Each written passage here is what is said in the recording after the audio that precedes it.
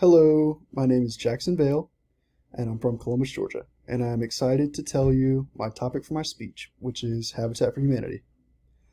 Habitat for Humanity is a Christian, non-governmental, and nonprofit organization, and it was founded in 1976 by Couple Milliard and Linda Fuller.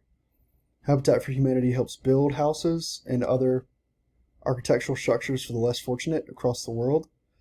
Um, their mission statement is seeking to put God's love into action. Habitat for Humanity brings people together to build homes, communities, and hope. They do a lot of work within the country, overseas. They do mission trips. They strive to build a lot of homes for people in need and also connect them with the Lord as much as they can. And I chose this organization for a reason. I contributed several hours of my own time and work and effort into Habitat for Humanity here in Columbus when I was in high school.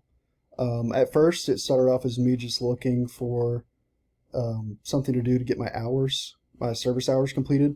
And I had reached my limit, which was 25 after, I don't know, about a month.